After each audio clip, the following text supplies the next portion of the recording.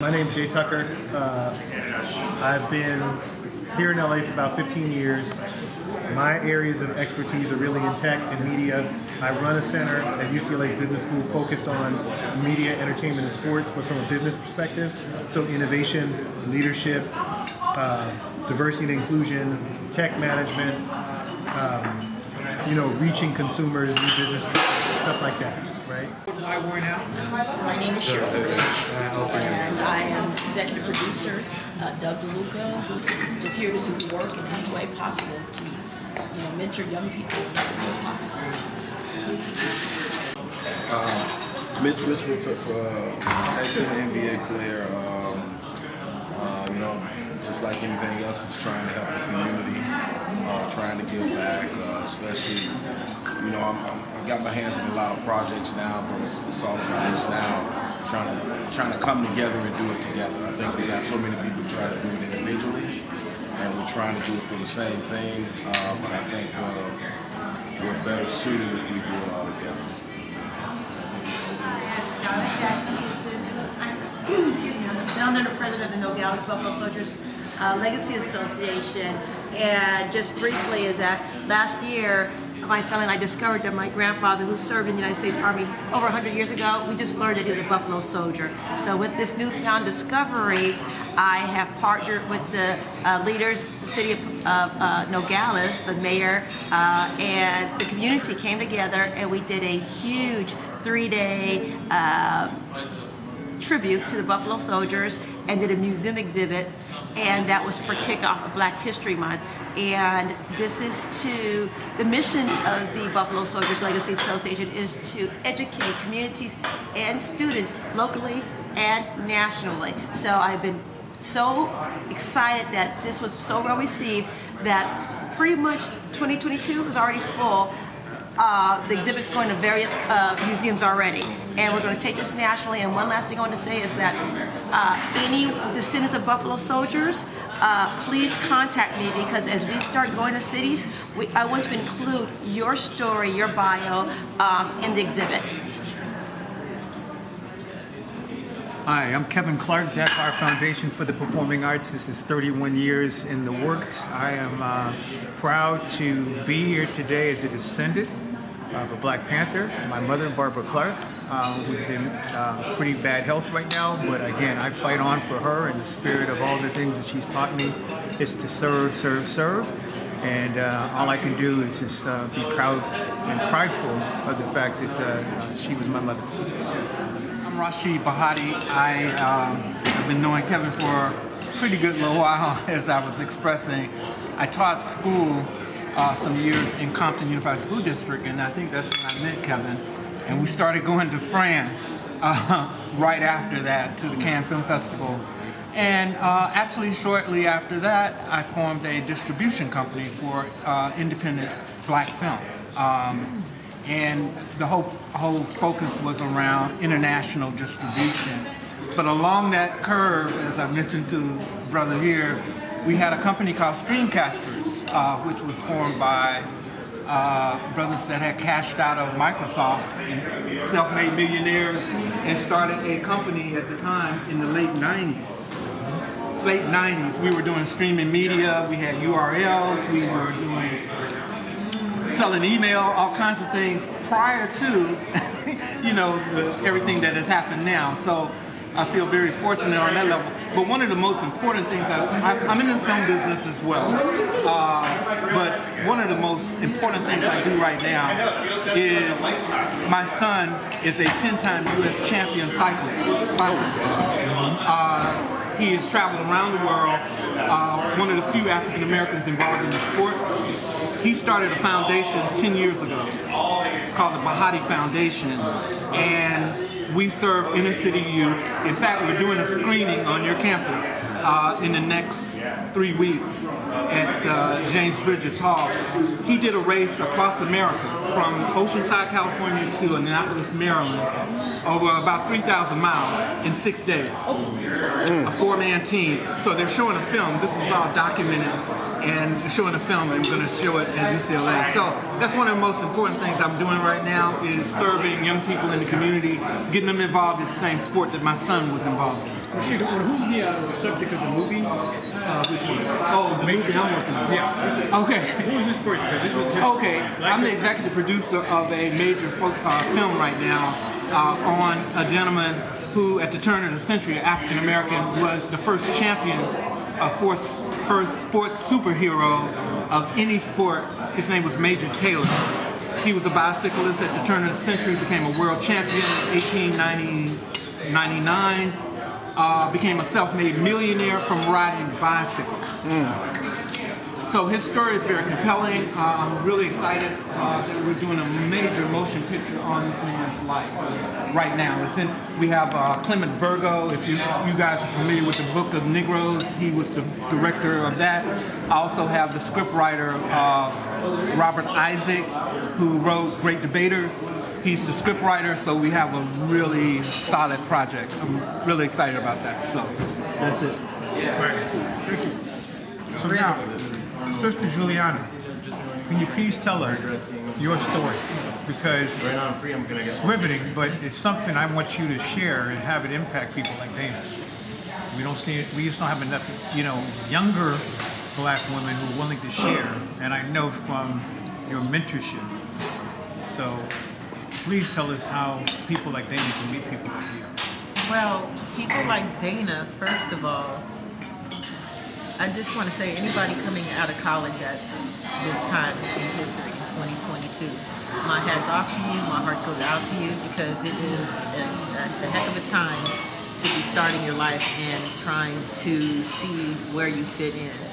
When I came out of college, I'm with the internship programs. I landed at a studio working with the Power Rangers. Eventually, I ended up working 10 years with the Emmy Awards. Went on to take what I learned in entertainment business, went to politics to help out people like the Democratic National Convention Committee, the NAACP, and wanted to come back home, work in agency environment so that I could continue getting my feet wet in other sectors with the knowledge that I had gained in TV, film, and eventually digital.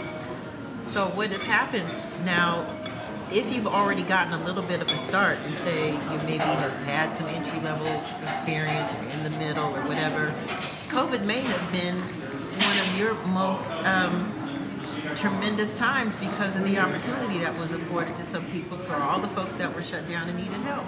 But for people coming right out of college, trying to figure out where to go next, I honestly would be BSing if I said I had the magic answer for that. I don't know. We're all figuring it out together. And what I can say is that we are going to be here for one another to figure it out together. This is a time to lean on the organizations like CARD and NAACP and even your alumni associations with people like Jay's organization, UCLA Anderson. Work those alumni associations and stick close to your family and collegiate families, because most of the folks that you know coming out of college are going to be the ones that end up giving you your first, your second, or your third big jobs. I got my opportunity in Hollywood from somebody I knew at San Diego State University, proud Aztec. So while I can't tell you how to navigate COVID, I can tell you that the people that you come up with are going to be more important than networking up sometimes. Some of the best advice I ever got was, you can go to these affairs and go see this lofty person speak and what have you, but the most important conversation you might have at that network mixer, it won't be the person who you're trying to get to who's sitting on stage. It's going to be the person sitting in the audience right next to you that has a complimentary dream just like yours.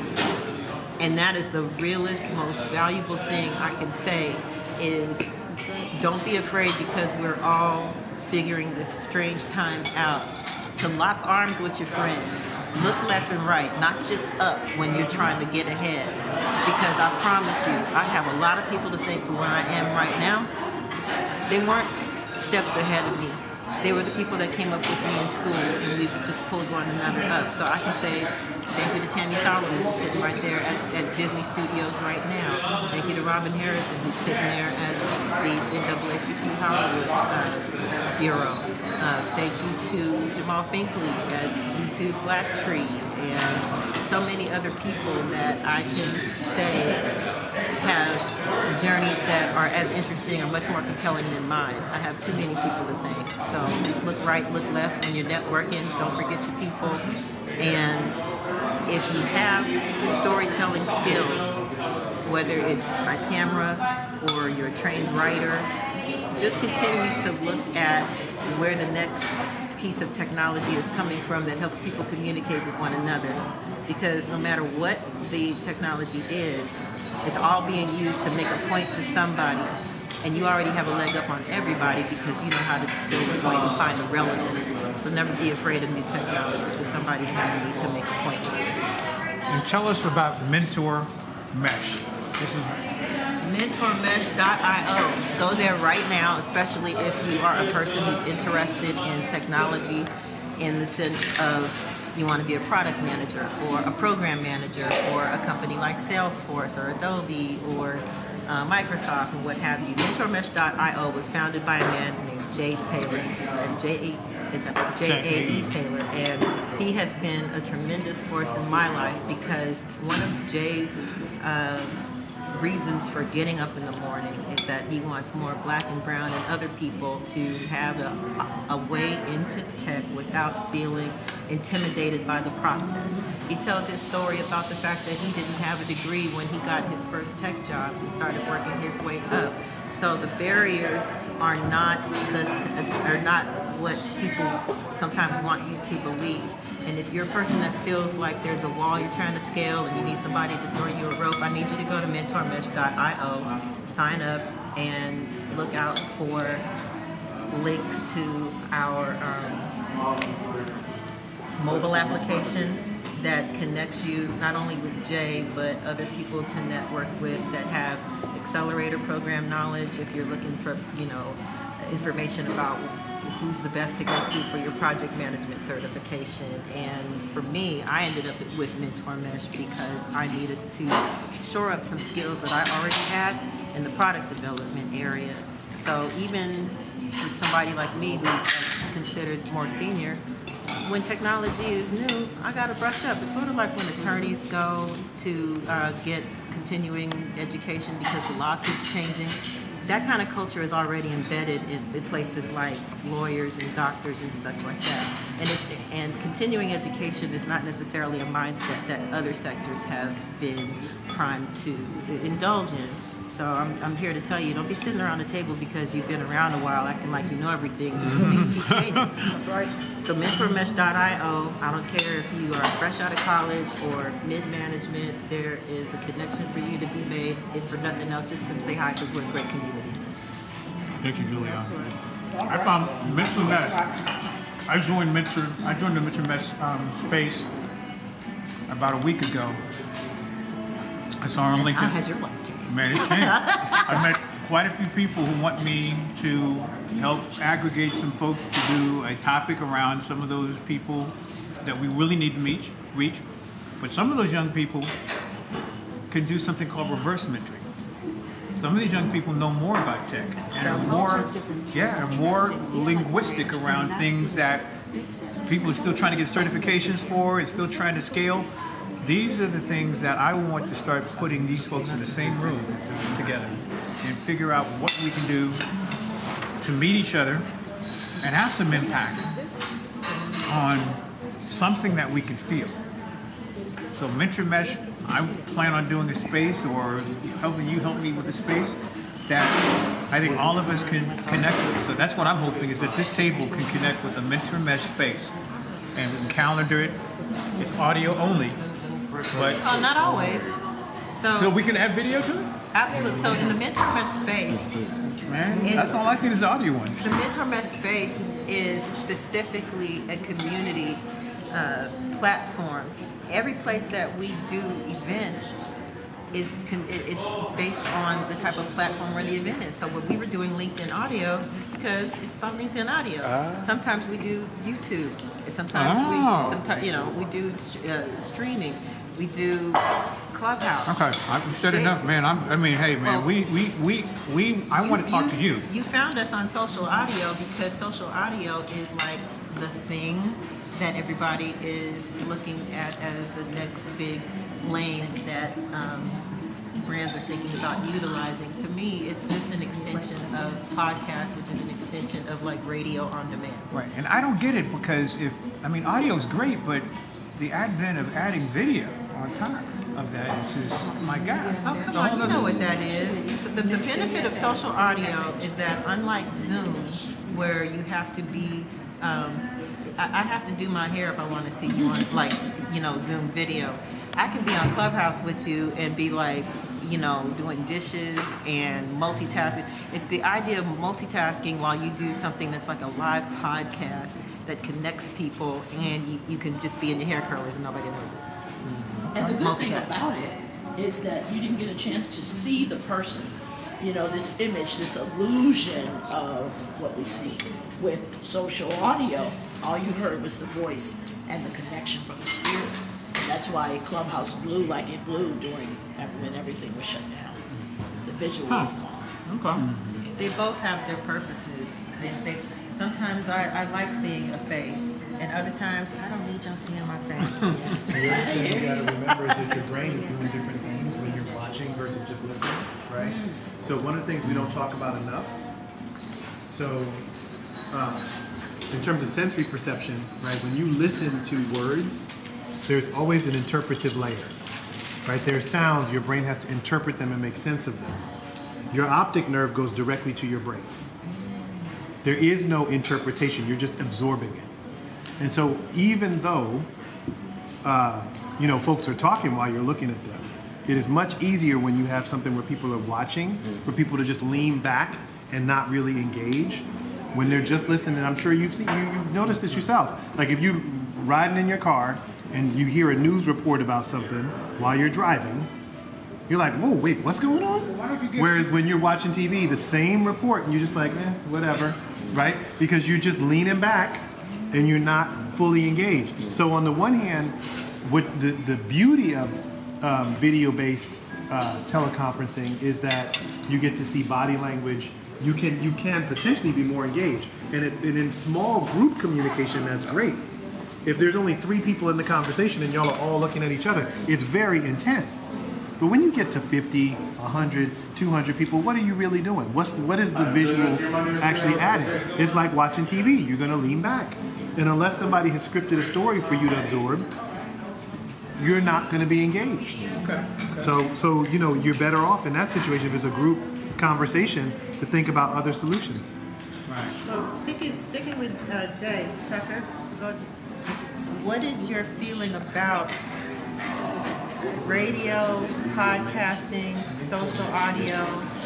Are these things going to replace conventional types of radio and whatnot, or are they going to be complementary? Because it sounds like what you're talking about is as compelling as the new, like what you said on a few minutes ago about driving in your car and you hear a news report. Talk radio, all I got to say is Rush Limbaugh. Yeah. So is this is podcasting going to become even more mainstream than it is right now and replace radio as we know it? Okay, no, it's not going to replace. So what you see now is this age of what I call the age of personalization. So you're seeing more and more that people dictate their own entertainment and communications experience, their own media experience, right? It's coming from the person and going outward, as opposed to people broadcasting stuff to you and having one solution for 30 million people. I think the, satellite, podcasting, streaming, etc., create more options for people, and you have more clusters, a more diverse set of clusters that are more passionate about specific things. But I don't think that podcasts can really replace radio the way we remember radio. I will say that one challenge is that the radio business really transformed into a broadcast model that was a national model. and took away the local voices and some of the interactivity. And so, you know, to the degree that, you know, some podcasts can give that back, and people feel like this is from my, you know, these folks are repping my neighborhood or my city or my culture, that has value. But I think eventually, like, you know, folks will realize that there's something to having radio solutions that do that again, right? And so part of this also has to do around business models, right? So, you know, a big part of the radio money machine is around advertising. And I think people are gonna have to rethink that for radio to survive, right? Brand partnerships, thinking about like music discovery and promoting live events through radio and other kinds of things, you know, that go beyond just the advertiser relationship. But that doesn't, but none of the new ways to get audio mean that you're gonna kill off radio. So, no, you know, I think they're gonna coexist in some. Well, starting with today, it's fantastic to meet you all here in real world space. Been a long time, right? I haven't seen this gentleman here outside of Zoom for 2.5 plus.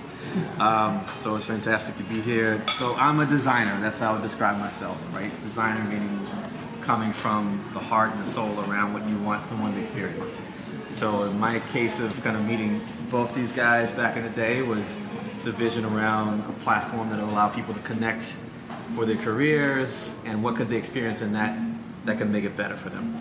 And so more recently, some of the stuff I've been doing is around how we take this principle around blockchain and all these acronyms that we're now bombarded by on a daily basis and elevate that into, again, a heightened experience of what culture can be, what economics can be, and frankly, what soul can be. So a lot of what we're trying to do is to make sure that whatever we're putting out there is of the highest execution possible, and that the people that are coming into it are the voices that may or may not have been listened to, and certainly should have and will be cherished because they're on the right platform in the future. So it's kind of like. I just want to know what I can know about Origin from your mouth to their lips, man. Tell us about Origin. I mean, we're one of a wave and an evolution of people trying to recognize value from the cultural perspective. I mean, we're taking artifacts of all sorts, whether that's media assets in my case, or that's general collectibles, or that's luxury goods or art. There's many other verticals that we'll have to go along with that, but effectively putting it out there that, hey, there's a more robust way to really set this stuff up than you might see in the media right now. And that more robust way is going to set you up for so many different ways to benefit from that, and particularly your audiences and your communities to also benefit from that, whether that's directly through economics or that's experience of viewing it in different formats. We kind of want to have Origin be something that's at the level of what you would expect a real institution without manipulated agendas operating to reveal ingenuity to the world. So that's kind of the high level pitch of what we're trying to do. Not for me, but no, really, man. This is really where I believe me sharing with people coming into exploration could be a game changer, because this is growing so quickly that I know that they'll keep pace with it, but they again won't be able to grasp it in a way where they can actually conversion. So I'm praying that whatever I learn, I'll share. But I'm counting on you guys to get in on this stuff at whatever level you can, so that you can interpret it and figure out what it can be for you. Because I believe this is blockchain, it's crypto, it's all these things demystified. Transparency, authentication, certification. It's all these things that I think we need to get better at and sharing with our communities, our friends, so that, again, as Jay said, it doesn't move around us, over us, and we just don't miss the train. So, again, just watch out for it. I'm going to do everything I can to share everything I learned with you guys in this team. Success, right? And so, even for us to have a sustainable way to collaborate with each other, you got to build out the pipes. What does that look like? What are the expectations of the people in the crew? How do we interact with each other? How do we support each other? Do we have resources set aside just in case? You know, everybody talks about a rainy day fund, but like, how about a sunshine fund? You know, just in case Juliana comes in and says, yo, I've got a chance to take Hollywood Post and do blah, blah, blah, blah, blah, but I need $10,000 in the next 2 weeks.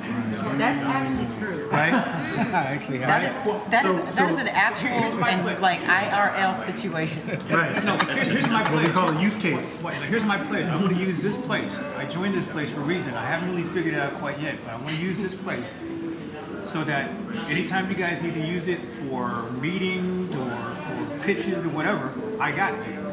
Okay, so that's one of the things I can place for you guys.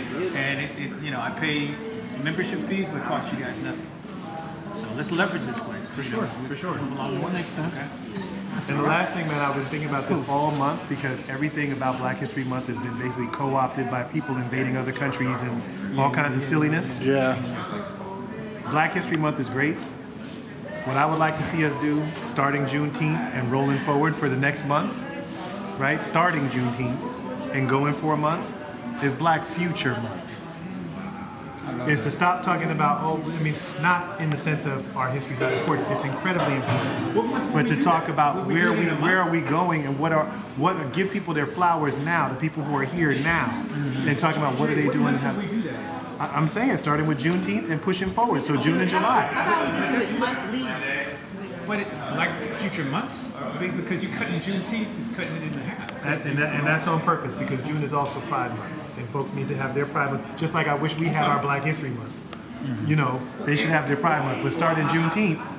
I contend that. And then, you know, basically you got Juneteenth and you got Independence Let's Day. make that something that we can actually rally around. And I'm going to use this place as a meeting place. And again, my plan is to use this place to get the members of this. There's a lot of very influential people or members of this organization. And I need to approach them about making sure that they make this platform, whatever we decide, something that the members can get in. Because they'll just get in on it because it's the members of it.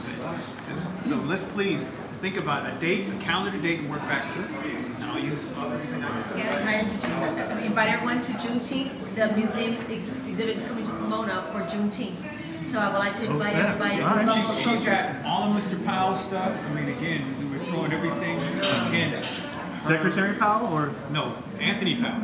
Yeah, well, so her Buffalo Soldier stuff is the intersectionality between African Americans and Mexicans that they don't even know. It's so crazy. And then we talk about intersectionality, all the tribes, all the races. That's where we can start to break some yoke.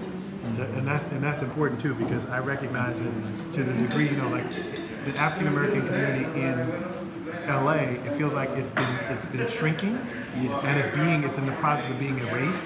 Right. And from a cultural perspective, you see people trying to push back against that, like the halftime show at the Super Bowl.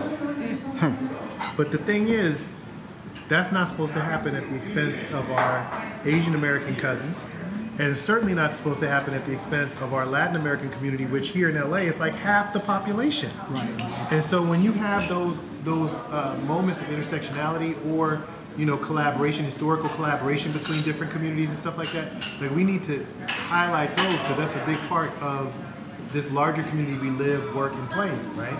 So yeah, I'm all for it. Yeah, so intersectionality. We had a brother on the screen the last thing to say from UCLA, Kyle Mays. You need to know about it. Yeah. He was on the he's part of our panel Kareem Abdul-Jabbar project. Okay. He is doing all the research on African American, Native American intersectionality. He's written several books, and he's somebody you need to know, Jay. That's doing a lot of work in this area. And so intersectionality, picking up each tribe one at a time. So we can actually start to figure out this in the center. So that's what it is. No, we can do a ton, man. Like you got Lemaire talking about, oh yeah, I'm buddies with this dude who's the mayor, and now he's the secretary of such and such, right? You over here bringing in ex-NBA Hall of Famers, right? Like we have access to people and ideas and resources, but like I said, we have to think more strategically about how to set up systems so that folks can tap into that in a strategic way when there's an opportunity we think is worth it. I'm all ears, man, for the stakeholder play, whatever that is. So we're getting ready to break contact. I've got everybody's lunch. Everybody needs to just show their validation cards if you park. And we're getting ready to leave here, but thank you guys again for joining us today. This was fantastic. So thank you. Give us a round of applause. Thank